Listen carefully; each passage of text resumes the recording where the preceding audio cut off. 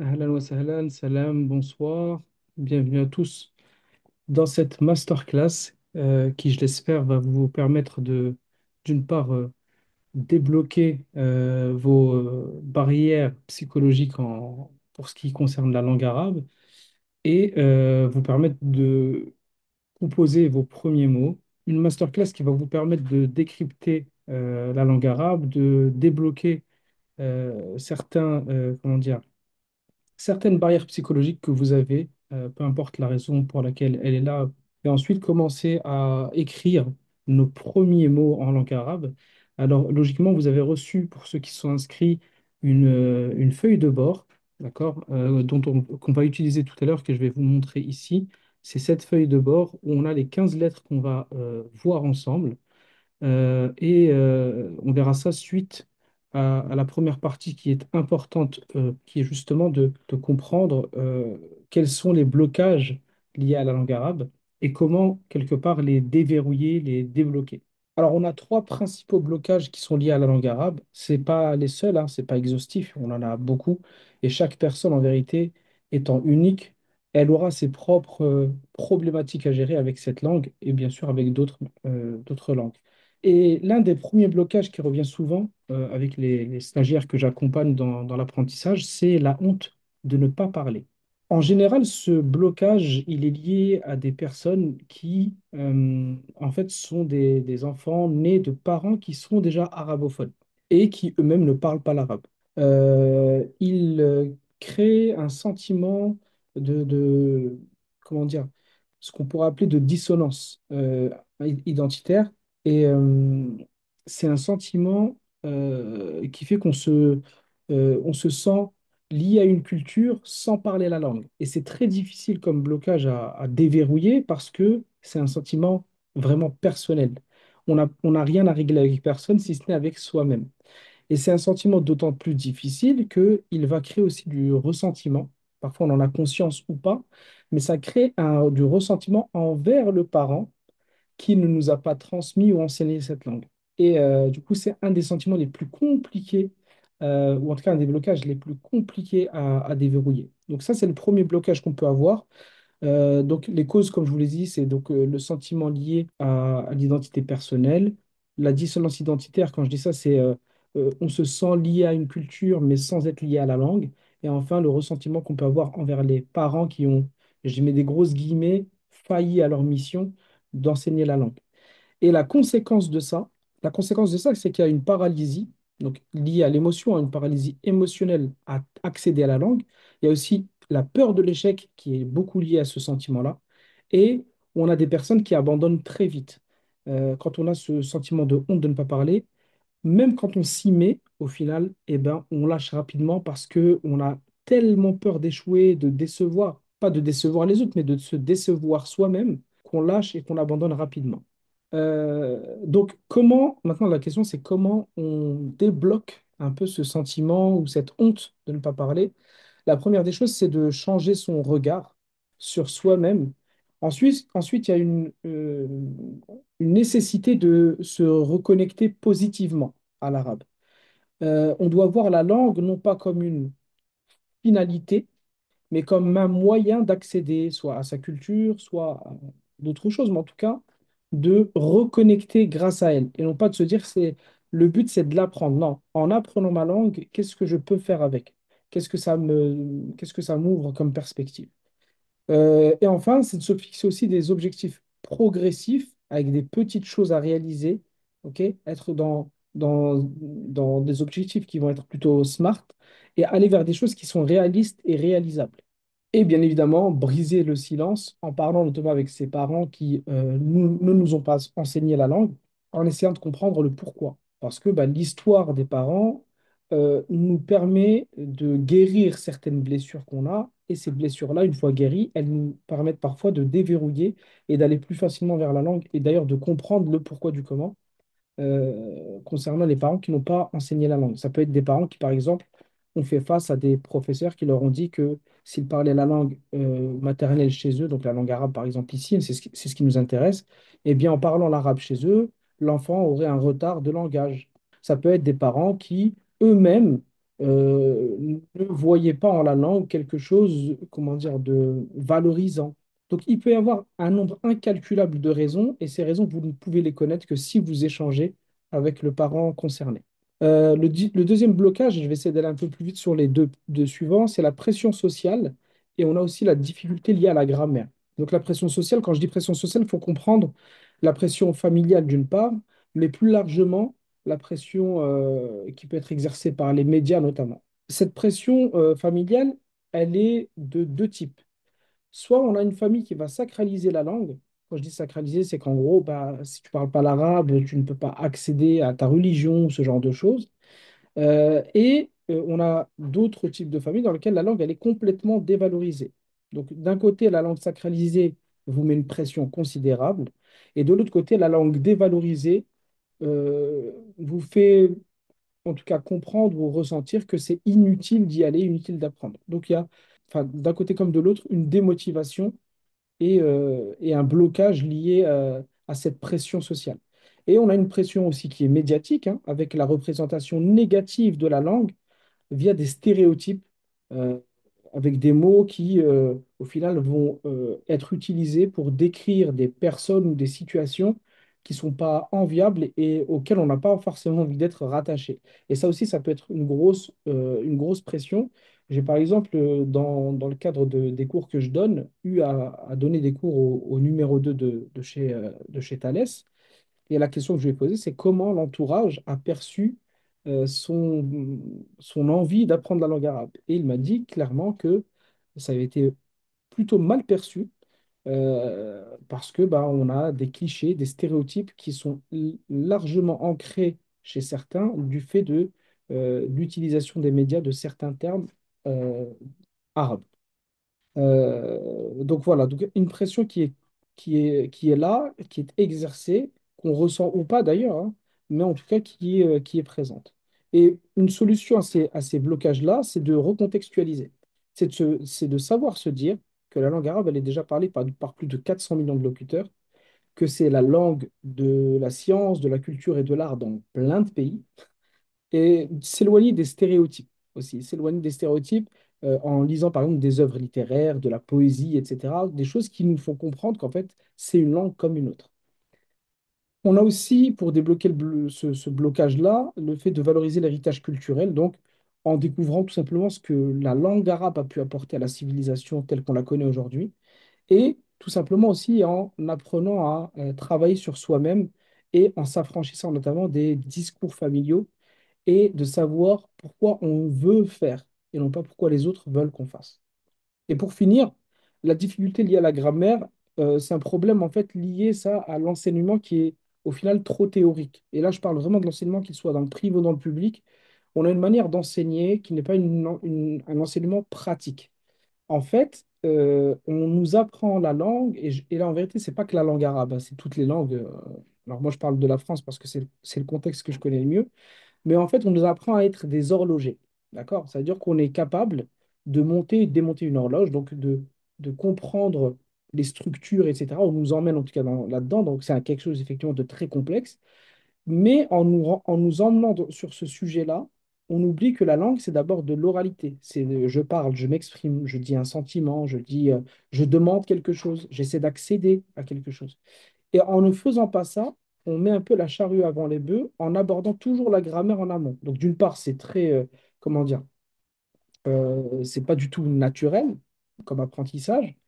Et d'autre part, ça crée, alors même si quand on y accède au final, ça fait qu'on a beaucoup de personnes qui sont très bonnes en grammaire, donc qui peuvent vous décortiquer un texte ou en tout cas vous faire une analyse grammaticale d'un texte complexe, mais qui seront incapables derrière de parler et de dire oui, ben, je m'appelle un tel, voilà ce que j'aime faire dans la vie, etc. Et ça, c'est lié au fait qu'on apprend justement la grammaire avant de commencer de manière naturelle à apprendre. Ce que je disais par rapport à l'horloger, c'est que on nous apprend à monter des horloges et à les démonter, mais à la fin, on est incapable de lire l'heure. Alors qu'on devrait d'abord apprendre à lire l'heure, et ensuite, pourquoi pas, si c'est nécessaire d'ailleurs, apprendre à monter, à démonter cette fameuse horloge. Voilà, ça c'est une grosse problématique qu'on a, mais pas que dans la langue arabe au final. Donc pour débloquer ça, il faut passer par de l'oralité, l'écoute, les jeux de rôle, la conversation. passer par de l'immersion pratique en passant par des séries, ce genre de choses, où on va écouter des histoires, des dialogues, des chansons, les dessins animés, ça marche aussi très bien, notamment avec les enfants. Et en étant dans une sorte de grammaire positive, en abordant les règles de manière simple et ludique. Je sais m'exprimer, j'essaie de comprendre ce que je dis. D'accord? D'ailleurs, regardez, c'est très simple. La grammaire, quand on est un écolier, on parle français. À aucun moment on apprend la grammaire, si ce n'est au moment où on arrive en général en CE1, donc après 7 ou 8 ans de pratique de la langue, on commence à rentrer dans comment ça se structure, comment ça se forme. Vous voyez, on a dû pratiquer d'abord 7 à 8 ans. Donc ce qu'on devrait faire en réalité avec la langue arabe, c'est ça. C'est être dans une pratique d'abord pendant X années et ensuite, vraiment si c'est nécessaire en plus, rentrer dans pourquoi ça fonctionne comme ça, quelle est la structure de la phrase, etc. On va passer à la suite si vous voulez bien et on va aborder ensemble la langue arabe directement. Et pour ce faire, je vais voir avec vous plusieurs points. Déjà, la langue arabe, c'est une langue dite consonantique. C'est une langue donc qui aborde que des consonnes. En fait, la consonne, c'est la base en langue arabe. C'est pas la voyelle qui est la base. Donc la consonne s'écrit sur, les consonnes s'écrivent sur la même ligne, alors que les voyelles en arabe, elles vont s'écrire sur la consonne en question. Là où en français, vous écrivez consonne et voyelle sur la même ligne. La question qui peut se poser, alors vous voyez, enfin, je vais vous donner un exemple. Si j'écris le prénom Mohammed en arabe, ça s'écrira M-H-M-D. Voici les lettres de Mohammed. Ici, si je devais écrire ça en français, c'est comme si vous avez M-H-M-D. Voilà ce que j'ai. Ensuite, en arabe, on va transcrire les voyelles de la manière suivante. Les voyelles vont venir se poser au-dessus ou en dessous en fonction du son de la consonne. Donc là, pour le bout, j'aurai cette voyelle-là. Pour le ha, j'aurai cette voyelle-là. Pour le ma, j'aurai cette voyelle-là. C'est comme si j'avais écrit en français M-O et le O est venu se mettre au-dessus. Le H, A, le A s'est mis au-dessus. Le M, A, le A se mettra ici au-dessus. Voilà, c'est comme si vous aviez ça. La question qui se pose, sachant qu'en langue arabe, on ne voit pas les voyelles, hein, on voit que les consonnes, c'est comment est-ce qu'un arabophone peut lire sans souci des mots comme celui-ci, comme s'il avait ça. Pour répondre à cette question, je vais tout simplement vous écrire une phrase et vous allez me dire tout simplement si vous êtes capable de la lire, d'accord? Donc je vais écrire cette phrase-là, ok? N'hésitez pas à me dire dans le chat directement si vous arrivez à lire cette phrase ou non. Ok, la plupart y arrivent. Très bien. Ok, super. Ouais, c'est super simple. Donc logiquement, vous avez lu Je mange une pomme. OK? Si vous avez autre chose, si c'est ou si vous avez J'ai nagé hier soir, il y a un problème au niveau des consonnes déjà, d'accord? Donc logiquement, vous lisez Je mange une pomme. Maintenant, pourquoi est-ce que vous lisez Je mange une pomme? Alors ça aurait pu être aussi J'ai mangé une pomme, hein, peu importe comment vous le conjuguez. Vous arrivez à lire parce que votre cerveau, il fait une chose simple, c'est il connaît la structure, et il connaît surtout les mots. Si je vous avais écrit une phrase plus complexe, peut-être que vous n'auriez pas trouvé. Donc, il connaît les mots. Et le fait de connaître les mots permet de lire les mots de manière aisée et de mettre les bonnes voyelles. Donc, un arabophone qui lit correctement sans voyelles, c'est pas un magicien, c'est quelqu'un qui connaît les mots qu'il rencontre. OK? Et quand on ne connaît pas un mot, qu'est-ce qu'on fait? On fait comme tout le monde, on prend un dictionnaire. Donc, en langue arabe, quand vous ne connaissez pas un mot, un dictionnaire vous permettra de voir les bonnes voyelles, celles qui vous permettront de lire le mot correctement. Ensuite, c'est une langue qui est cursive. Alors, ça, c'est quelque chose que vous connaissez, hein. Vous avez tous vécu ça quand vous étiez enfant. Oui, maman, j'écris en cursive. Quand vous commencez à écrire en attaché en fin de maternelle. Ça, c'est quelque chose qui, pour la langue arabe, est une chose pas seulement logique, mais qui est toujours ainsi. Là où en français, vous voyez, en lettres latines en tout cas, je vais écrire soit comme ceci, soit je peux écrire en attaché, donc en cursive, mais je peux aussi écrire en capital ici. En arabe, ça n'existe pas. La lettre capitale n'existe pas. On attache les lettres entre elles. On verra qu'il y a des exceptions, ok, mais dans tous les cas, la règle, c'est d'attacher les lettres entre elles sans jamais les détacher. Et que ce soit lorsque vous écrivez de manière manuscrite ou typographiée. En gros, pour faire simple, quand vous prenez un journal écrit en langue arabe, ça sera écrit en attaché comme si vous écriviez la liste des courses à faire. Là où en lettres latines, quand vous écrivez avec des lettres latines, Vous faites quoi? Bah, quand vous écrivez en attaché. Et quand vous tapez sur l'ordi, qu'est-ce qui se passe? Bah, en général, c'est détaché. OK? Sauf si vous changez de typo, mais en général, c'est ce qui se passe. Donc en langue arabe, on n'a pas ce problème, donc c'est beaucoup plus facile. D'ailleurs, on n'a pas non plus de majuscule ou de minuscule. Il y a qu'une façon d'écrire. Ça, c'est important de le savoir aussi. Et on a aussi des voyelles, on a moins de voyelles. On a trois voyelles qui sont le A, le OU et le I. Et chacune de ces voyelles qu'on appelle les voyelles brèves ont une équivalente en voyelles longues. Donc une lettre, on verra que c'est une lettre à ce moment-là, qui vient prolonger des sons. Donc on aura le A et on aura le A, on aura le OU et on aura le OU, on aura le I et on aura le I. Les voyelles brèves, elles se transcrivent, comme je vous ai dit, au-dessus des lettres. Donc, si j'ai un trait au-dessus d'une lettre, c'est le son A. Donc, si je prends le M de tout à l'heure avec le trait au-dessus, ça fait Ma. Si je prends le M avec le trait en dessous, ça fait I, donc ça devient Mi.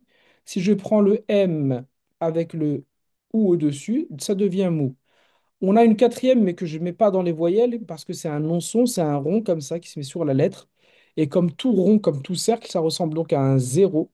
Et moi, j'aime bien dire que c'est un zéro voyelle. Donc à ce moment-là, vous prononcez la consonne seule. Donc ça donnerait ma, mi, mou, m. Et après, on verra qu'on a trois voyelles longues. Donc pour le A, on aura un A long. Pour le I, on aura un I long. Et pour le OU, on aura un OU long. C'est le moment maintenant de sortir vos ardoises ou votre fameuse feuille de bord, parce qu'on va passer à la suite. Et quand je dis la suite, c'est tout simplement voir les lettres et écrire une dizaine de mots. Moi, je vais vous l'afficher à l'écran. D'ailleurs, sur le côté, je vous ai mis les points d'articulation des lettres. Ça pourra toujours vous servir de comprendre d'où vient chaque lettre, notamment pour les lettres gutturales, hein, qui sont un peu plus complexes à prononcer. De bien savoir d'où vient la lettre permet de mieux la prononcer et en vérité, de mieux les écouter permet de mieux les appréhender. D'accord? Donc là, on a différentes lettres, on va les voir ensemble, hein. On va les voir rapidement parce qu'on va tout de suite passer, nous, après, à l'écriture. Je vais vous les laisser à l'écran, c'est un peu une anti-sèche, ok? Après, vous faites semblant d'avoir écrit sans regarder, c'est toujours bien aussi. Ça vous permet de vous congratuler. Une fois qu'on aura vu chacune des lettres, je vous donnerai des mots à écrire. Donc c'est parti. Pour ce qui est de la première lettre, celle-ci, celle qui est tout en haut, ça c'est la lettre B en arabe. OK? Alors vous voyez que pour chaque lettre, on a quatre formes différentes. Celle qui est à droite, alors vous voyez, c'est le tableau que vous avez en fait ici, c'est l'initiale. Donc celle-ci, c'est l'initiale. La seconde, celle qui est à côté, c'est la médiane. Celle-ci, c'est la finale. Et celle-ci, c'est l'isolée, quand elle est seule. On verra à quel moment ça peut être le cas. Donc, dans tous les cas, c'est la même lettre, mais elle s'écrit différemment. Pourquoi? Pour une raison très simple, c'est que là, elle est au début du mot, en initiale, là, elle est au milieu du mot, en médiane, là, elle est en fin de mot, en finale, et là, elle est en isolé, tout simplement de la manière suivante. OK? Une fois qu'on sait ça, je vous donne un petit moyen mnémotechnique pour retenir cette lettre-là. Pensez au B, le point qui est là, pensez au B, le point est en bas. Ça vous évitera de faire des erreurs avec d'autres lettres plus tard. En fonction de la voyelle, si je mets un trait en dessous, le trait en dessous correspond au I. Donc c'est le B plus le I donne B. Le B plus un trait au-dessus, le trait au-dessus est un A, B plus A donne B. Le B plus le OU au-dessus, comme ceci, B plus OU donne BOU. Et enfin, le B avec ce cercle-là, ce soukoun, donne B. Bi, B, BOU, B. La lettre d'à côté, juste ici, c'est la lettre T. Donc là, j'avais le B, là, j'ai le T. Le T, un petit moyen technique, regardez bien, déjà, elle ressemble au B, hein. Elle se ressemble comme deux gouttes d'eau. La seule différence, c'est les points. Le B, point en bas, le T a les deux yeux sur la tête. OK? Donc pensez au T de tête. Ça va? Donc maintenant, on regarde en termes de forme en initiale, médiane, finale, isolée, c'est la même chose, mais avec les deux points au-dessus. Si je fais ça, ça fait T plus A égale T. T plus I égale ti, T plus ou égale tout, T plus soukoun, le fameux rond, le cercle là, égale t. Tati, tout, bibaboub. OK? On continue. Ça, c'est la lettre J. Pareil, alors, on a l'initiale, donc en initiale, au début du mot, voilà ce que ça donne. En médiane, voilà comment on l'écrit quand elle est au milieu du mot. En finale, ça donne ça. Et en isolé, ça donne ça. Et pareil, en fonction de la voyelle, si je mets un trait au-dessus, ça fait J. Si je mets un trait en dessous, ça fait J. Si je mets le 9, le petit 9 là au-dessus, ça fait jou. Et si je mets un rond, ça fait dj. OK? À chaque fois, en fonction de la voyelle, le son change. Donc, dja, ji, jou, dj. La lettre qui est là, cette lettre-là, elle est un peu particulière par rapport à celle qu'on a vue jusqu'ici. C'est la lettre D. D'accord? Donc, le son D, très facile à retenir d'ailleurs, parce que regardez, j'ai juste à faire ça. Et ben, on voit que c'est un D. Contrairement aux trois précédentes, entre le B, le T et le J, vous allez remarquer que la lettre D ici, elle ne s'attachera jamais à sa gauche. C'est une des lettres qui fait exception à la cursivité de la langue. D'accord? Donc cette lettre D, elle s'attache à droite, pas de problème, mais jamais à gauche. Ça va? Donc si une lettre qui vient après, comme le J par exemple ici, veut s'attacher, elle ne pourra pas. OK? C'est un peu comme le mariage, hein. C'est pas moi je veux me marier avec toi, toi tu veux pas et je te force. Ça marche pas. Le mariage forcé, c'est pas bon. D'accord? On laisse les gens tranquilles. Donc on ne force pas. On n'est pas des forceurs. Ça va? Donc ça, c'est la lettre D. Et en fonction pareil de la voyelle, si je mets un trait au-dessus, ça fait D. Un trait en dessous, ça fait di. Le petit 9, ça fait dou. Et le petit rond, ça fait D. On est bien? Très bien. On continue. Donc ça, c'est la lettre D. La lettre Z, cette fois-ci, on a le Z ici, le Z. Et là, pareil, la lettre Z comme la lettre D est une lettre orpheline. Vous voyez, je vous mets des petites croix, hein. Alors, pour ceux qui ont eu le document par mail, n'hésitez pas à faire ce que je suis en train de faire là, à faire des petites croix pour bien noter que ces lettres-là sont des lettres qu'on appelle des lettres orphelines. Et là, je sais qu'il y en a qui commencent à pleurer en se disant, pauvre lettre Mskina, elle est orpheline. Oh là là, qu'est-ce qu'on peut faire pour elle? Ça fait plus de 14 siècles qu'elles sont comme ça, tout va bien pour elle, hein. D'accord? Donc, la lettre Z, qui se prononce comme un Z en français, hein, Zazouzi. Donc cette lettre-là, elle s'écrit cette fois-ci, alors regardez bien, en partant de la ligne, je pars de la ligne, elle s'écrit, elle, sous la ligne, hein, comme ça. Donc je pars à la ligne est là. Donc c'est comme une sorte de grande virgule. Il ne faut pas la confondre avec le D. Lui, le D, il s'écrit sur la ligne, comme ça. D'accord? Donc le Z, lui, part de la ligne, descend sous la ligne. Le D, lui, il est sur la ligne. OK? Et en fonction, pareil, de la voyelle, hein, on aura Z, Zou, Zi ou Z. Si je mets un trait en haut, c'est Z. Un trait en bas, c'est Zi. Un petit 9 au-dessus, c'est zou, et un petit rond, c'est z. On continue. La lettre qui est ici, c'est la lettre S. OK? Ça, c'est le S, à la française toujours. Et on a pareil, initiale, médiane, finale et isolée. Donc, toujours se rappeler qu'en fonction de là où se place ma lettre, eh bien, je l'écrirai soit comme ça ou soit comme ça. D'accord? Donc, ça, c'est le S. Si je mets un trait au-dessus, ça fait ça. Si je mets un trait en bas, ça fait si. Et si je mets un trait au-dessus, ça fait sous. Et si je mets un rond au-dessus ici, ça fait S. Très bien. On continue avec la lettre ch, le ch de shérif. OK? SH ou CH, peu importe. Et vous allez voir qu'elles se ressemblent comme deux gouttes d'eau aussi. C'est comme pour le B et le T, elles se ressemblent. Le S et le ch se ressemblent. La seule différence, c'est que cette fois-ci, on a 3 points au-dessus. C'est la seule différence. Une fois qu'on sait ça, pareil, en fonction de la voyelle que je vais mettre au-dessus ou en dessous, j'aurai des sons différents. Donc là, c'est cha, parce qu'il y a un trait au-dessus. Là, c'est chi, avec un trait en bas. Là, c'est chou, avec un ou au-dessus. Et là, c'est ch si je mets un soukoun. Je continue avec la lettre qui vient juste après. Une fois qu'on aura fini ces lettres-là, je vous parlerai des voyelles longues. À ce moment-là, je vous ferai écrire les mots, hein. Soyez prêts, chauffez les tablettes, chauffez les stylos, hein. Donc, on a la lettre F maintenant, de France, hein, François, etc. Donc, le F, il s'écrit sur la ligne, lui, d'accord, de cette manière-là, en initiale, en médiane, en filane et en isolé, avec toujours un point, attention, au-dessus à ne pas oublier. D'accord? Et pareil, en fonction de ce que je vais mettre au-dessus ou en dessous, ça pourra faire fa, fi, fou ou fe. Je continue avec cette lettre-ci. Ça, c'est la lettre K.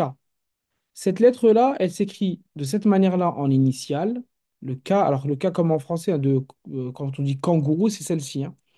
Ensuite, on a le K comme ceci en médiane. Là, on l'a en finale et là, on l'a en isolé quand elle est seule à la fin. Et pareil, en fonction de la voyelle, ça donnera K, ku, ki ou que. Très bien, je continue. Ici, on arrive à la lettre L. Le L de Laymoun. OK? Le citron. Donc ici, le L, regardez comme ici en initiale, en médiane, en finale et en isolé, en fonction de là où vous entendrez la lettre. Et pareil, en fonction des voyelles, on dira la, lou, li ou l. On arrive ici à la lettre M. Le M ici, pareil, donc il s'écrit, c'est très facile à écrire en fait, comme si vous faisiez un A minuscule en français, mais dans l'autre sens. D'ailleurs, je n'ai pas précisé tout à l'heure, mais je pense que beaucoup le savent. La langue arabe s'écrit de droite à gauche. Ok, c'est une langue qu'on dit sinistroverse, donc toujours de droite à gauche. Donc là, le M est en initiale, ici il est en médiane, en finale et en isolé. Et toujours pareil, en fonction de la voyelle, ça se prononcera soit ma, soit mou, soit mi ou soit ma. On continue avec celle-ci qui est la lettre N, le son N. Alors, vous voyez le N en initiale et en médiane, si vous regardez bien, si vous êtes observateur, il ressemble au B et il ressemble au T. Donc, pour pas s'embrouiller, sans mêler les pinceaux, le B, pensez B point en bas, T les deux yeux sur la tête, N point au nord, comme l'étoile du nord, il n'y en a qu'une, le N de nord. Par contre, en finale et en isolé, vous voyez, elles sont pas pareilles, hein. Là, cette fois-ci, regardez, si le B, il était sur la ligne, comme ça, le N, il part de la ligne, il descend sous la ligne et revient au niveau de la ligne. Donc ça, c'est le N. On va arriver aux trois dernières lettres. En l'occurrence, les deux ici seront des consonnes et des voyelles. Et la dernière sera une voyelle longue. Donc ici, pour cette lettre-là, c'est un W. Et ce W, donc, qui s'écrit comme le son OU d'ailleurs, hein, qu'on met au-dessus des lettres qui fait le son OU, il s'écrit en partant de la ligne comme ça, il descend sous la ligne comme ça. Celui-ci, c'est une lettre orpheline, hein. On l'attache jamais à sa gauche. Et ce W, il a une double fonction. Le W, il peut être autant W, hein, le son W, mais aussi il peut servir de houlon quand on en a besoin. Donc quand vous entendrez un mot et que vous entendez le son, par exemple si je vous dis me, si je vous dis mou, et bien si je dis mou, c'est forcément qu'il y a ça qui s'attache à côté. Vous voyez? Mou. Si je prends le B qu'on a vu, si je dis juste bou, c'est ça. Et si je dis maintenant bou, c'est ça. OK? Donc le W, il sert de W quand il y a besoin, comme dans le prénom Wassim, Walid. OK? Mais il sert aussi de houlon.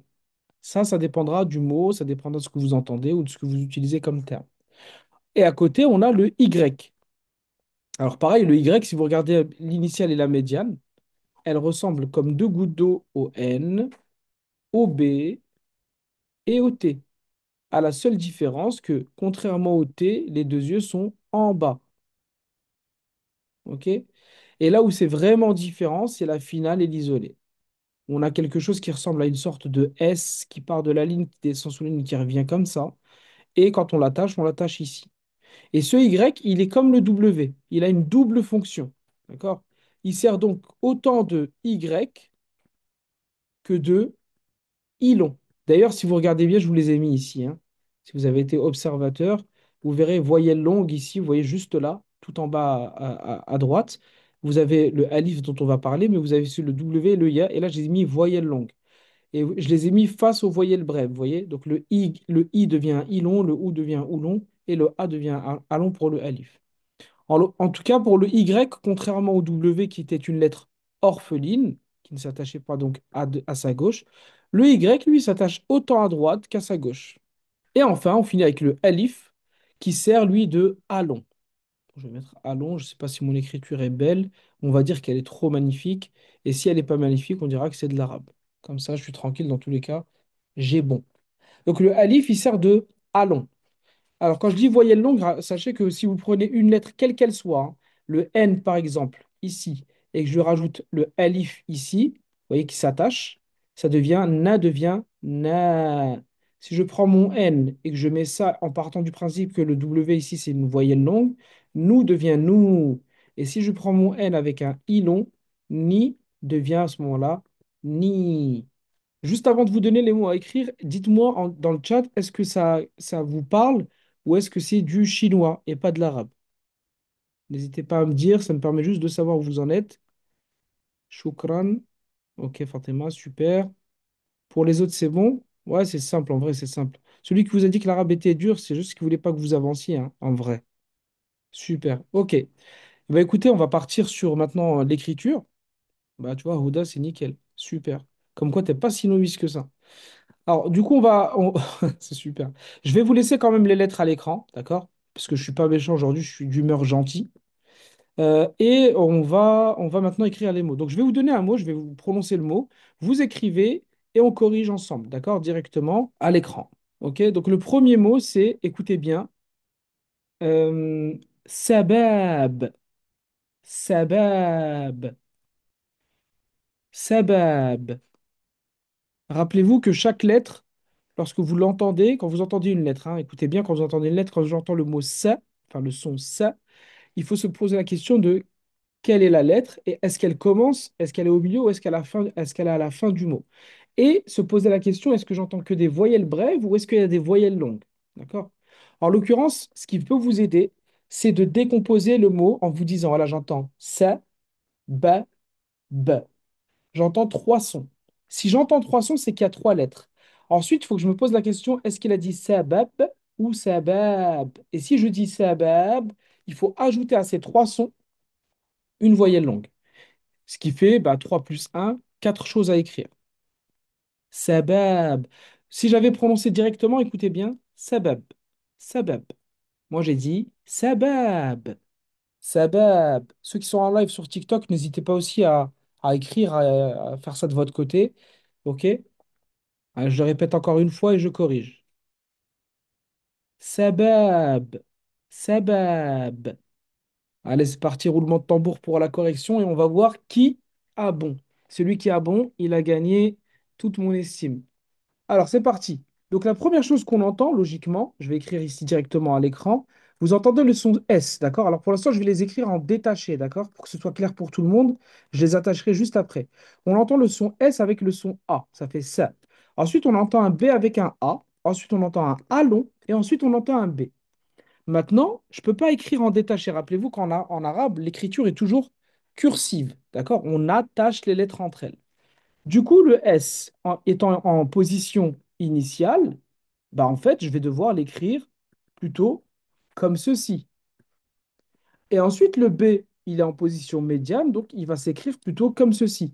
Alors, en vérité, les positions, je vais juste vous indiquer qu'on attache ou on n'attache pas. Or, ici, on attache. Ça donne ça. Ensuite, le alif, regardez bien, il peut s'attacher à sa droite ici, et j'ai pas précisé une chose d'ailleurs, et je m'en excuse. Le alif, il peut s'attacher à droite, pas de souci, mais pareil, lui, c'est une lettre orpheline, il peut jamais s'attacher à sa gauche. Donc là, pas de problème, il s'attache. Par contre, si vous regardez bien, le B ici, final, il aurait pu être comme ça, parce qu'il est à la fin, vous voyez, il a un bras qui est là, d'accord? Sauf que j'ai tendance à dire, moi, regardez bien, le alif, il tend pas la main, le B, il tend la main. Essayez de vous imaginer cette scène avec deux personnes, deux êtres humains que nous sommes, qui se tendent la main, enfin, il y en a un qui tend la main et l'autre qui le regarde et qui ne lui tend pas la main. Que va faire la personne qui tend la main? Cette personne qui a une dignité, elle range sa main. Elle dit, ah, tu me serres pas la main. Pas de problème, moi aussi, je te la serre pas. Et du coup, le B, il s'écrit comme s'il était isolé. Et c'est à ce moment-là que la forme isolée est importante. Vous voyez, c'est quand elle fait face, lorsqu'elle est à la fin, et qu'elle fait face à une lettre qui ne veut pas s'attacher. À ce moment-là, on a la forme isolée.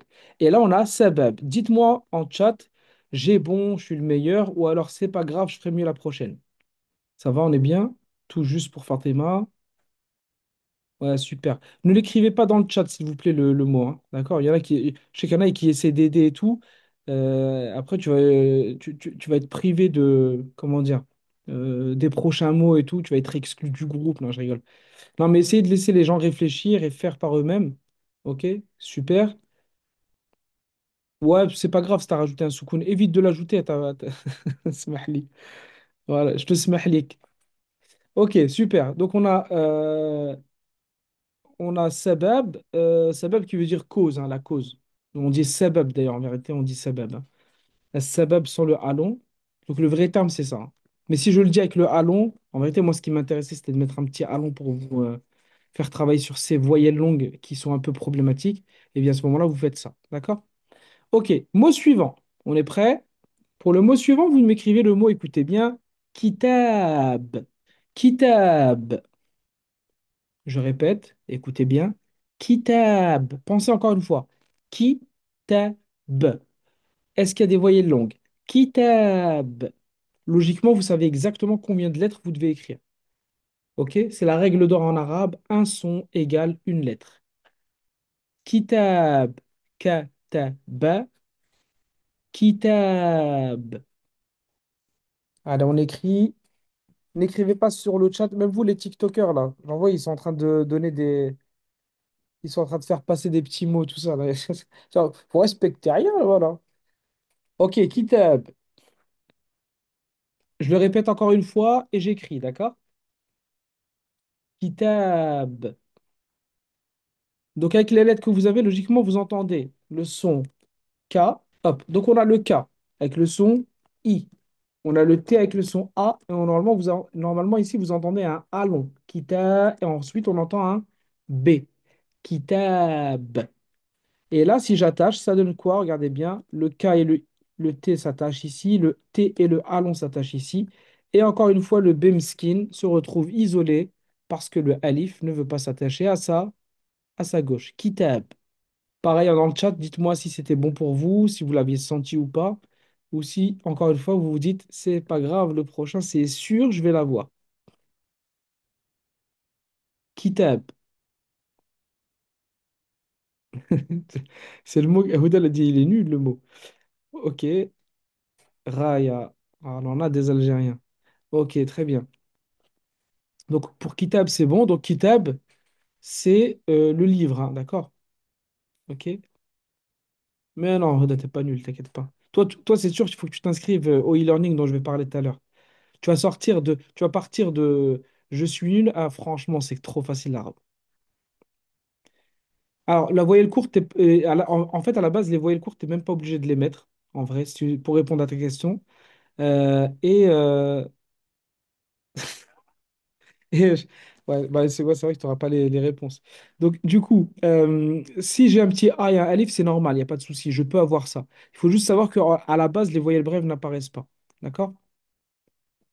C'est bon? Donc, on a dit kitab. Kitab qui veut dire livre. OK? Troisième mot. Écrivez-moi le mot, écoutez bien. Jabal. Jabal. Encore une fois, toutes les lettres que je prononce sont ici dans le tableau. N'hésitez pas à regarder. C'est le but. Le but, c'est juste de vous montrer que avec un peu d'exercice, vous pouvez faire déjà beaucoup. OK? Et là, on voit que des lettres qui sont aussi faciles à prononcer. D'accord? Et il y en a 15, hein. Donc, sur les 28 lettres arabes, on a déjà beaucoup de lettres qui sont simples à prononcer en vérité. Donc, on a dit Jabal. Jabal. Combien de sons on entend dans Jabal? Regardez encore une fois. Jabal. Trois sons. Est-ce qu'il y a des voyelles longues? Jabal. Jabal. S'il y avait une voyelle longue, j'aurais dit Jabal ou Jabal. Or, on n'entend aucune voyelle longue. Donc logiquement, on écrit trois sons simples. Jabal. Jabal.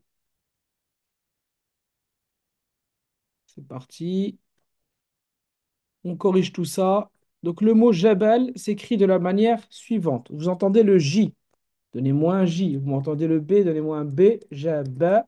Et à la fin, on entend le son L. Le J et le B peuvent s'attacher. Et le B et le L peuvent s'attacher. Vous voyez la ligature ici? Et d'ailleurs, la ligature, elle peut être longue, on s'en fiche, hein. Ok? Vous pouvez me faire une ligature longue comme ça ou longue comme ça, peu importe. La ligature peut être aussi longue que vous voulez, hein. Ok? Il y en a qui vont dire oui, c'est de l'ostentation, ça veut dire que j'ai beaucoup d'encre. Non, tout va bien. Vous faites une longue ligne, une petite ligne, ma'alish. Donc on a dit Jabal.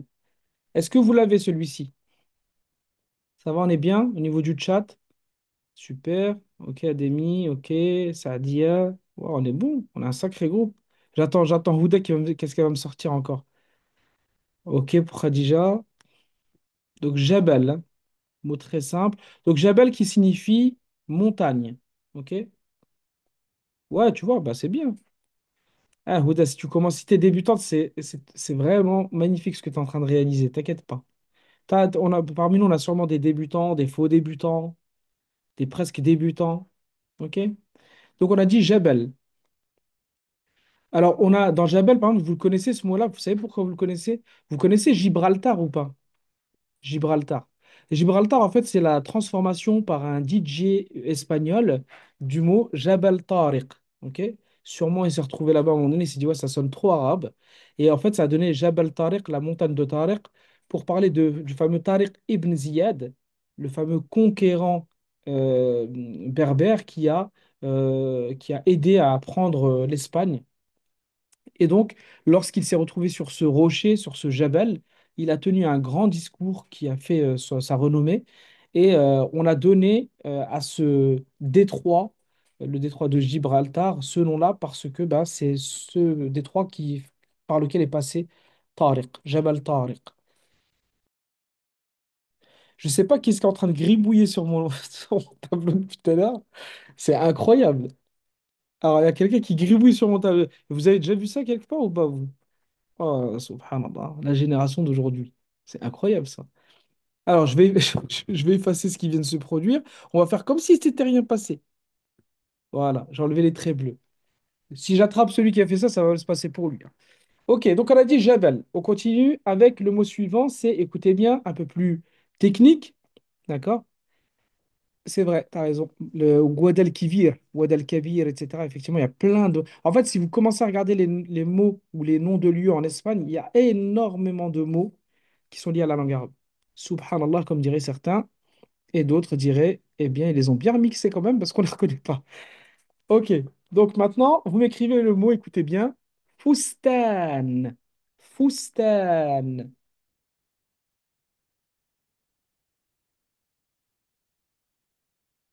Foustan.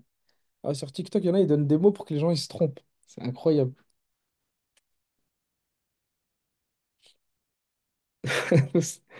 Foustan. Je répète donc, Foustan. Écoutez bien encore une fois. Foustan.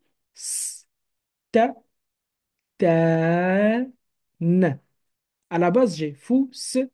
Vous voyez comment je décompose? Donc logiquement, vous entendez quatre sons. Foustan.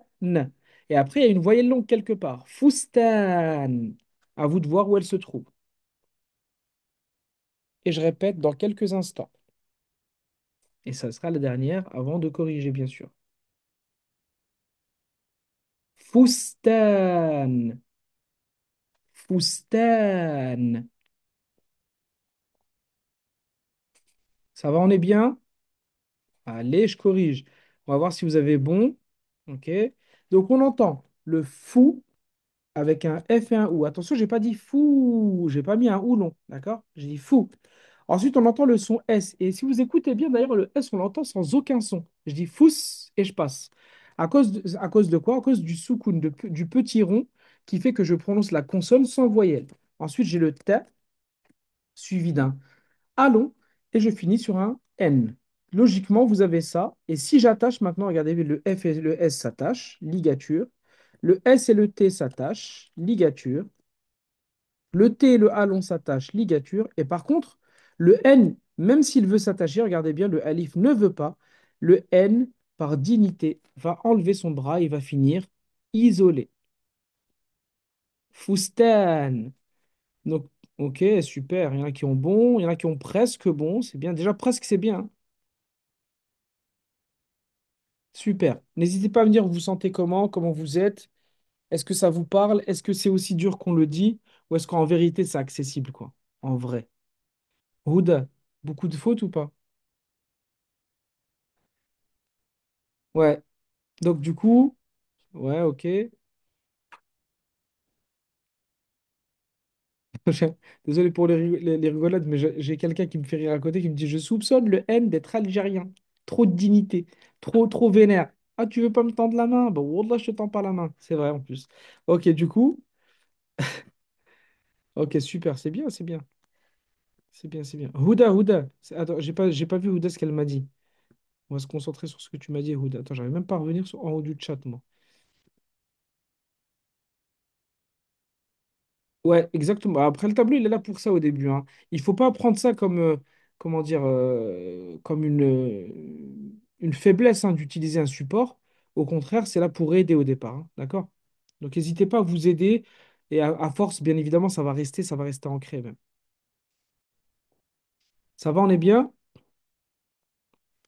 Ah ouais, non, mais l'arabe, c'est... Alors l'arabe, c'est pas des hiéroglyphes parce qu'en vérité, c'est des lettres concrètes, quoi. Tu vois, c'est une lettre, un son. Donc il n'y a pas forcément On n'a pas forcément le même système, quoi. Mais, ah, c'était Louisa les gribouillis. D'accord. Ça, tu t'es balancé en vérité. Ouais, on va voir si on te pardonne ou pas.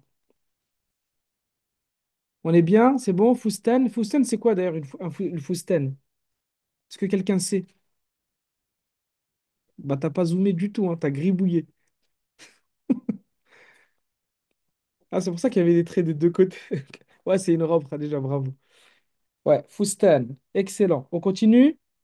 Allez, un facile. Celui-là, il est grave simple. D'accord? Vous m'écrivez le mot miche-miche. Miche-miche. Ah, c'est pas le diminutif de Michel. Miche-miche. Miche-miche. Ouais, encore une fois, là, écoutez bien. Combien de sons j'entends? Mi, che, mi, che. C'est un vrai mot. Oui, c'est un vrai mot. C'est un vrai mot, c'est un vrai mot. Miche-miche. Ça va, on est bien. Dernière fois que je le répète, celui-là, il est facile en vrai, hein. On a le même son en fait qui revient. Miche-miche. Et je vais corriger. Vous êtes prêts? Donc on a le son mi avec le M et le I. Ensuite, vous entendez le ch. Et ensuite, vous entendez encore une fois le mi. Et ensuite, vous entendez encore le ch. Voilà ce qu'on entend.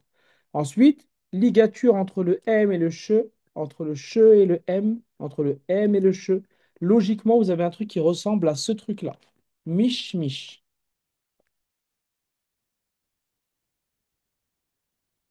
Attends, on va les laisser parler. Il y en a qui doivent connaître. Alors, non, c'est pas mon chat. Sauf si t'as un chat qui s'appelait comme ça, on t'a arnaqué. Ouais, c'est abricot. Alors, on peut appeler les chats comme ça quand ils sont orange. Ok, super, bah c'est bien, machallah. C'est le surnom de Michel. Ouais, ouais, ça va, Mich Mich? Effectivement. Cette masterclass prend une tournure qui n'était pas prévue du tout. Ok, donc Mich Mich pour l'abricot. Avec plaisir, Nadia. Marhaba. Non, alors écoute bien, tout ce qui est voyelle, tu peux les enlever. Moi, tout ce que j'ai mis là, en fait, tu aurais pu écrire comme ça. Tac, tac et tac. Sans problème. Mich Mich. Ok? On continue, mot suivant. Il nous en reste quatre quand même, hein. Et après, il faut que je finisse par quand même vous dire c'est quoi le cadeau du jour.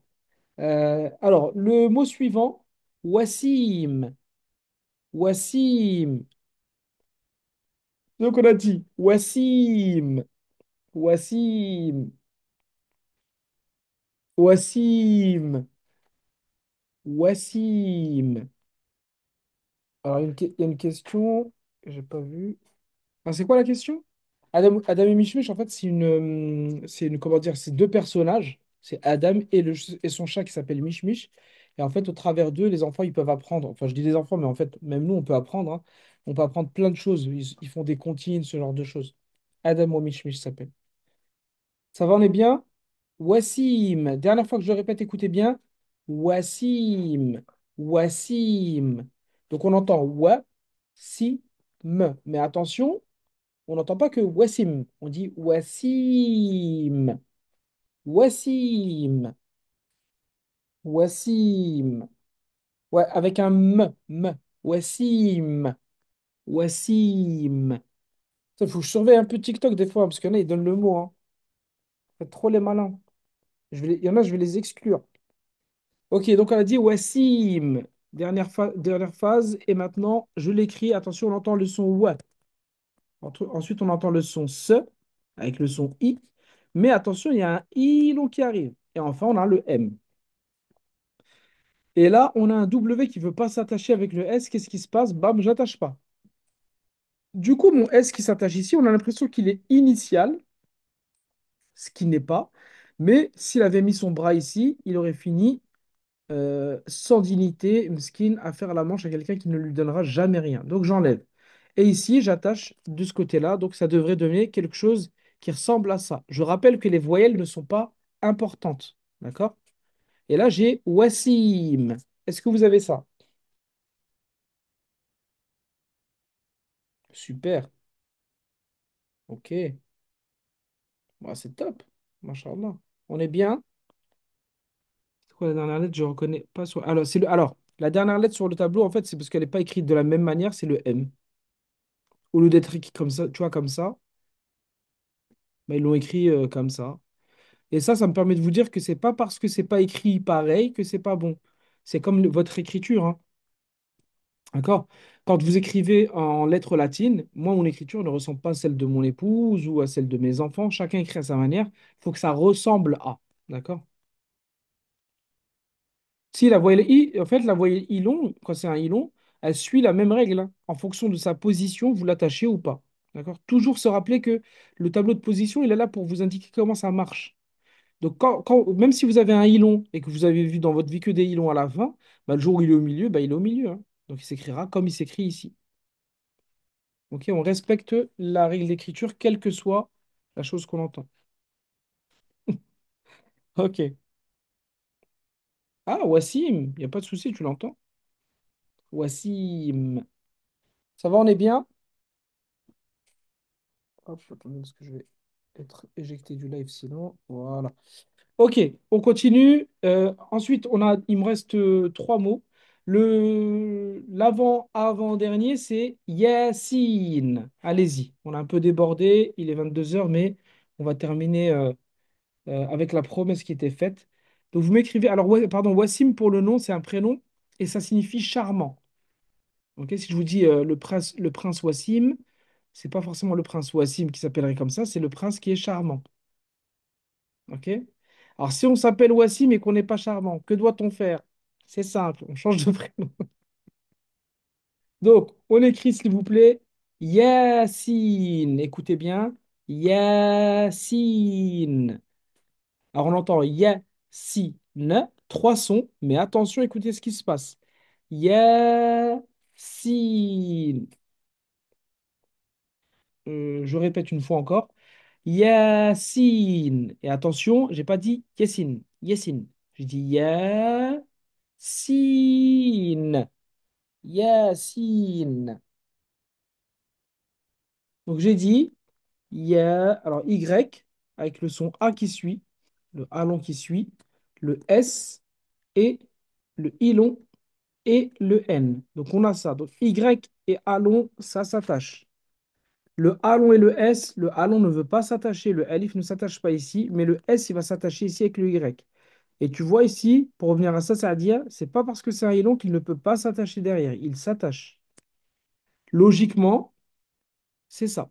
Alors, donc on a ici Yassine, le prénom Yassine. Yassine que vous connaissez aussi pour certains, ceux qui lisent le Coran notamment. Vas-y, écris, hein, tente-le. Tente-le, tu peux me le mettre sur le chat si tu veux, celui-là, je te dirai si c'est bien écrit.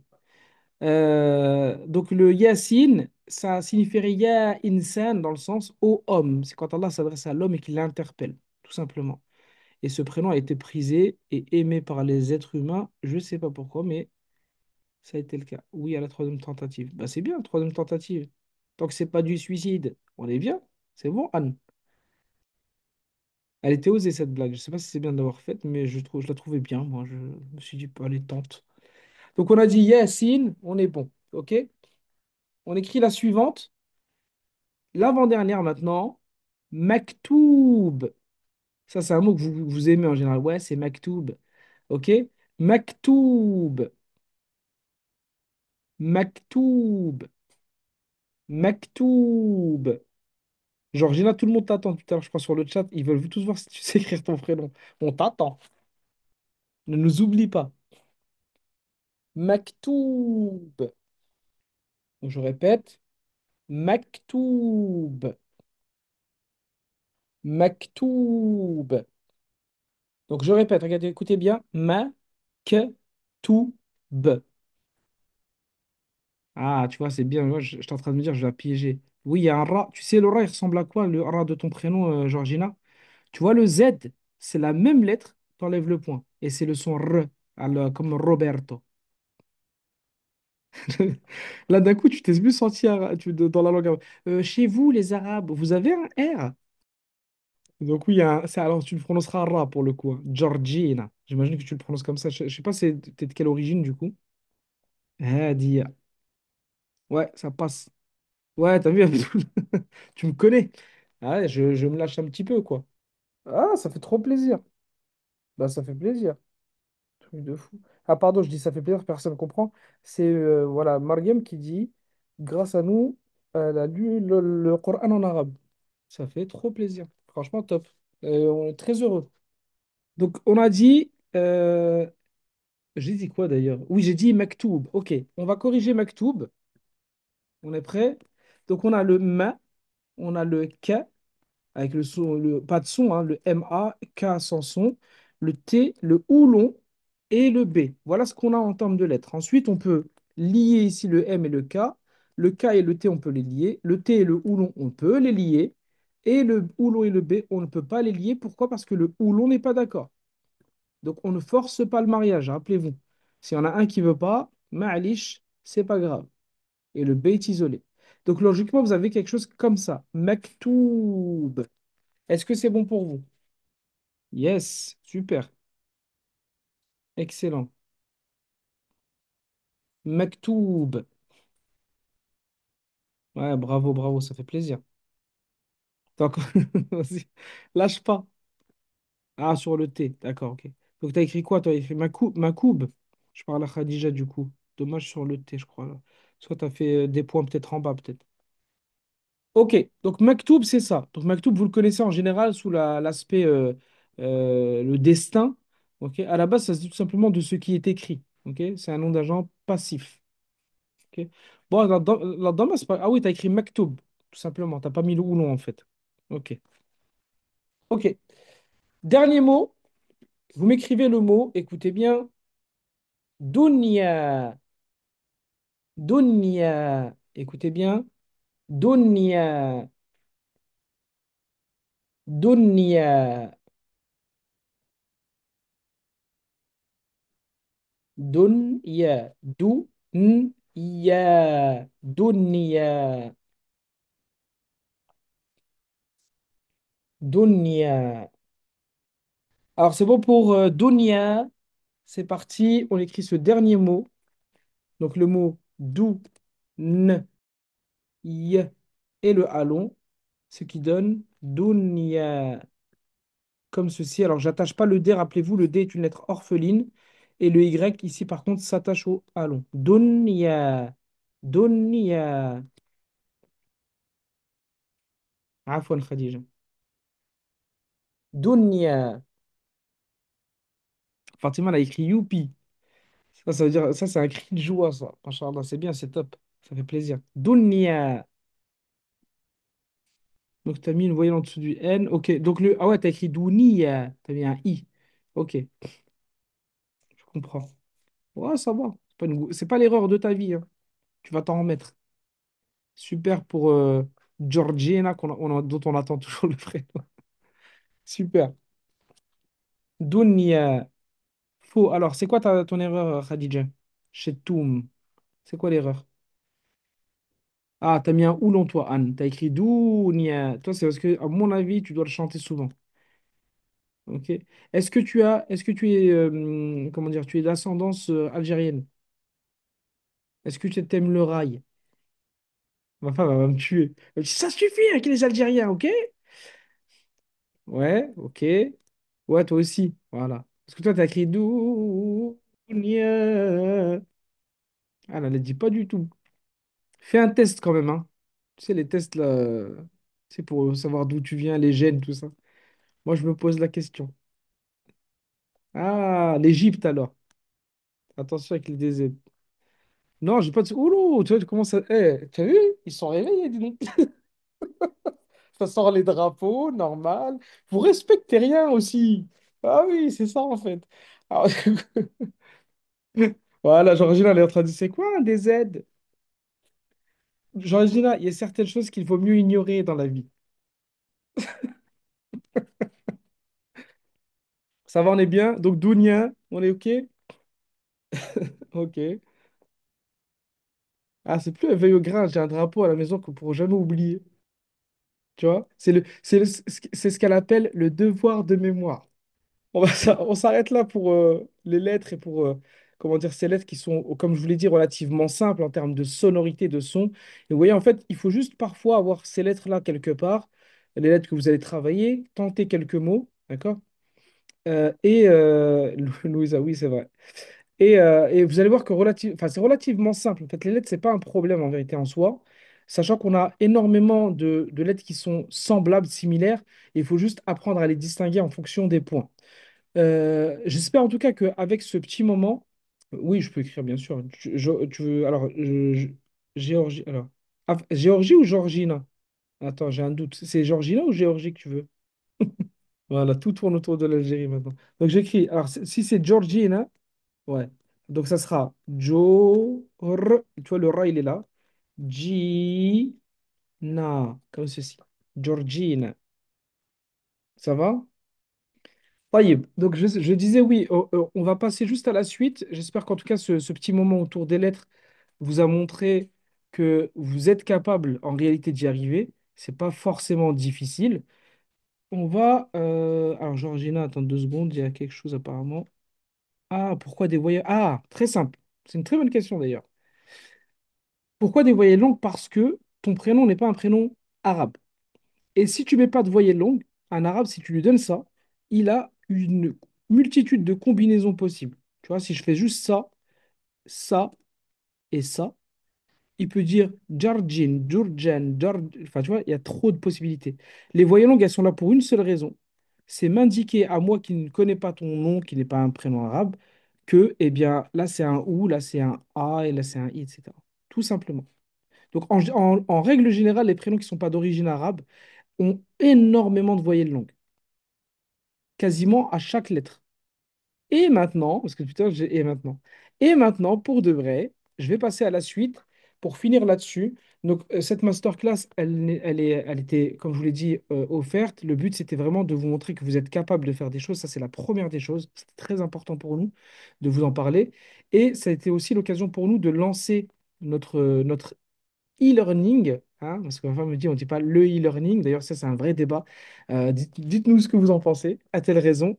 Bon, les Algériens, c'est pas la peine de vous prononcer. Je sais que vous êtes solidaires entre vous, donc vous allez dire elle a raison même si elle a tort.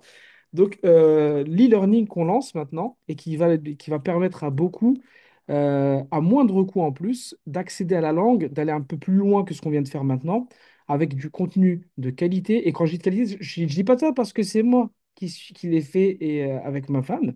Ça n'a rien à voir. Je dis ça parce que vraiment, il est de qualité. Je vais vous parler de ça maintenant. Je vais vraiment le faire de manière brève parce que j'ai pas envie de vous prendre votre temps là-dessus. Et je pense que ce qu'on a fait de manière pratique est beaucoup plus parlant que ce que je vais dire par la suite.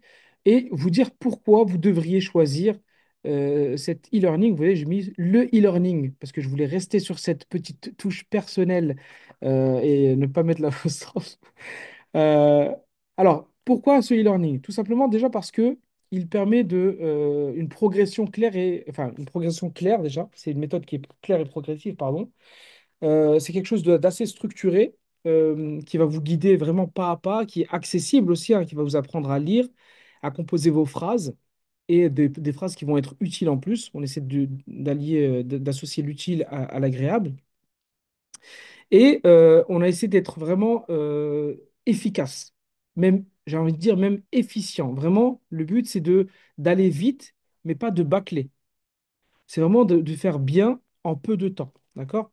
Donc voilà, ça c'est la première chose, le premier pourquoi choisir cet e-learning. Ensuite, il vous permet d'avoir des résultats concrets et rapides. Donc, on a mis tout ce qu'on a, en fait, c'est 10 années d'expérience en vrai, hein. Tout ce qu'on a, tous les raccourcis qu'on a pu trouver pour permettre aux gens d'avancer dans la langue arabe, on les a mis dedans. On a fait une sorte de plat où on a mis tous les bons ingrédients pour aller vite sans laisser de côté l'essentiel. Donc, vous allez voir que pour ceux qui vont accéder à cet e-learning, vous avez donc les vidéos qui vous permettent d'avancer. Mais vous avez aussi à chaque fois beaucoup de ressources à télécharger directement qui sont liées aux vidéos, dans lesquelles vous avez des exercices, d'une part, mais dans lesquels aussi vous avez énormément d'informations. Donc les techniques sont des techniques dites efficaces parce elles permettent d'accéder à la langue en un temps record et les progrès sont visibles. Donc vous allez constater rapidement, en quelques semaines, hein, que vous êtes capable de faire beaucoup de choses déjà seul. Et donc ça aussi, ça va être motivant. Donc la motivation, elle est assurée et enfin, c'est un e-learning qui vous permet de rester engagé jusqu'à l'obtention des résultats. Vous voyez, donc ce qu'on promet, on le donne. Voilà, c'est une promesse qui est tenue, en quelque sorte. Ensuite, la flexibilité, l'accessibilité, c'est une chose importante. Cet e-learning, en vérité, on l'a fait parce qu'il y a beaucoup de gens qui nous l'ont demandé aussi. Ils voulaient avoir accès H24 aux cours, aux visios, etc. H24 aux supports, qui sont des multi-supports. Et en fait, on a décidé, on s'est posé la question, mais on a décidé de l'offrir, en tout cas de le vendre en illimité. C'est-à-dire qu'une fois que vous l'avez acheté, il est à vous tout le temps et il n'y a pas de date de péremption. D'accord? Donc, vous pouvez revenir dessus autant de temps que vous avez besoin, autant de fois que vous avez besoin sans vous soucier du fait qu'il va disparaître ou je ne sais quoi d'autre. D'accord? Donc c'est illimité, donc une fois que vous l'avez payé, c'est à vous. Ensuite, ce qu'on va mettre en plus de ce e-learning, c'est les masterclass bimensuelles. Donc, il y aura 2 masterclass par mois de ce type-là, donc où on va apprendre des choses ensemble, où il y aura de la dictée, de la lecture, etc. Alors, bien sûr, cette fois-ci réservé aux personnes qui auront consommé l'e-learning en question. Donc, ça sera l'occasion aussi d'avoir des échanges hein, concrets ou des moments de dialogue et de poser des questions sur ce qui a posé problème ou autre, et de ne pas se retrouver seul. D'ailleurs, il y a une communauté WhatsApp qui va être créée autour de cet e-learning, encore une fois, et on aura une communauté WhatsApp qui pourra échanger sur les difficultés rencontrées, sur la manière de faire face à ces difficultés, mais aussi de poser toutes les questions qu'il faut autour de la langue arabe en général. Et enfin, un support continu donc, qui vous permet au final de ne jamais être seul et de pouvoir toujours solliciter, même s'il y a un bug ou je ne sais quoi, peu importe, on reste avec vous pour vous accompagner à chaque phase et à chaque pas dans votre évolution dans la langue arabe. Et on a des avis utilisateurs parce que l'e-learning a déjà été testé par des stagiaires, par des apprenants. Alors là, j'ai mis Charlotte et Myriam qui l'ont testé, mais il n'y a pas qu'elles, hein. Vous allez voir que tout à l'heure, je vais vous montrer rapidement la page de vente à laquelle on vous donnera accès d'ailleurs. Charlotte, par exemple, qui nous en parle, je vais faire la lecture comme on faisait en primaire. Donc pour elle, l'e-learning, il a été conçu pour des débutants, même grands débutants. Donc, elle dit que c'est une mine d'informations conçue de façon ludique et instructive. Je vous cache pas que quand j'ai lu, je me suis dit, j'ai failli m'inscrire, hein. Après, ma femme elle m'a dit, maintenant, qu'est-ce que tu fais? C'est toi le concepteur. Après, je dis, ah oui, mince, c'est vrai. Donc, l'enseignement, elle dit qu'il est progressif, bien rythmé et efficace. Et toutes les réponses aux questions sont données avant même qu'on les pose. Ça, c'est simple, c'est parce que, comme je vous l'ai dit, c'est un e-learning qui est né de toutes les expériences, toutes les années d'expérience qu'on a et tous les questionnements qu'on a eus. Donc forcément, oui, on a l'impression d'anticiper les problèmes parce qu'on connaît en vérité déjà les problèmes auxquels vous allez faire face. Et donc, voilà, pour pas aller au plus loin, donc Myriam, elle, pour elle, c'est un programme qui est didactique, efficace pour apprendre les bases de l'écriture et de la lecture, une approche progressive et intuitive, et elle permet de maîtriser l'alphabet arabe rapidement. Et donc les leçons sont structurées de manière à faciliter l'apprentissage, rendant le parcours agréable, motivant, idéal pour les débutants. Donc vous voyez, pour ceux qui sont encore débutants ou primo, enfin comme on dit, ben, pseudo-débutants, c'est un e-learning qui va vous aider et va vous accompagner dans une réelle acquisition de ces bases qui sont l'écriture et la lecture. Donc Nora vient de partager avec vous la page de vente. Je vais la partager moi de mon côté à l'écran, mais n'hésitez pas à cliquer dessus, à le mettre ou à le copier-coller, le mettre de côté pour aller regarder tout ça en profondeur. Donc là, je vais vous le partager moi à l'écran. Donc la page de vente est là. Donc quand vous allez cliquer dessus, vous allez tomber là-dessus, hein. Vous allez voir qu'il y a un tas d'arguments qui sont là pour vous expliquer comment fonctionne la méthode et pourquoi elle est intéressante pour vous.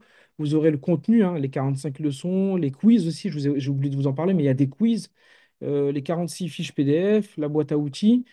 Enfin, beaucoup de choses qui vont vous permettre d'avancer et de ne pas vous sentir seul.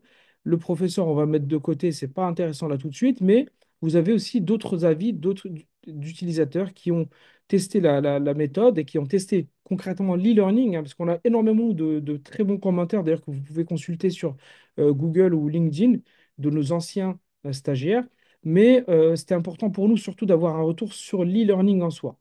Et du coup, ces personnes qui ont testé l'e-learning pour vous ont fait un retour sur leur expérience par rapport à cet e-learning-là. Voilà pour ça. Je reviens très brièvement maintenant sur l'explication du pourquoi et surtout sur le cadeau qu'on vous fait aujourd'hui pour ceux qui sont présents. Alors ce cadeau, il est limité dans le temps. On aurait aimé faire autrement, mais il sera limité.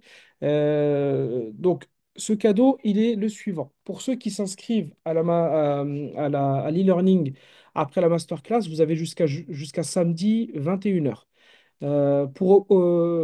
comment dire, pour bénéficier de la promotion qui est là.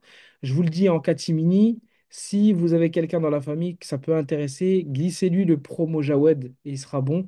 On va pas commencer à regarder qui était là, qui n'était pas là. Je vous cache pas. Mais j'ai rien dit parce que mon patron va me tuer sinon. Donc là, vous prenez le promo Jawed 18, ok?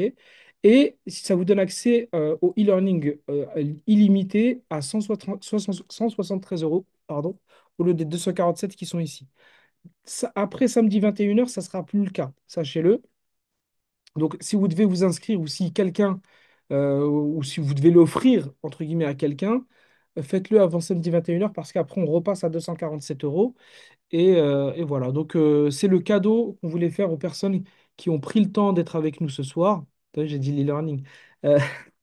Euh, donc voilà, profitez-en, faites que certains en profitent. L'arabe est accessible, c'est pas quelque chose de compliqué, de complexe. C'est juste que on n'a pas forcément trouvé la méthode qui nous convient. Et voilà. Donc moi, je termine notre échange, notre masterclass là-dessus. Et juste pour vous dire que promo Jawed 18, pourquoi? Pourquoi 18? Parce qu'on peut se dire, oui, c'est quoi? C'est les pompiers, c'est quoi? Non, c'est tout simplement le 18 décembre. Vous savez que, alors vous savez ou vous ne le savez pas, mais aujourd'hui, c'est la journée mondiale de la langue arabe. On fête la langue arabe. Donc c'était l'occasion pour nous de lancer le learning, c'était l'occasion pour nous de mettre à l'honneur cette langue qui, on le souhaite vraiment, grâce à ce qu'on fait nous, retrouvera ses lettres de noblesse, rayonnera. Alors, ça peut être prétentieux, mais vraiment, l'un de nos objectifs, celui qui fait qu'on est aussi motivé, c'est de faire que les gens aiment cette langue réellement et qu'ils comprennent qu'elle est accessible vraiment, mais vraiment à tous et à toutes.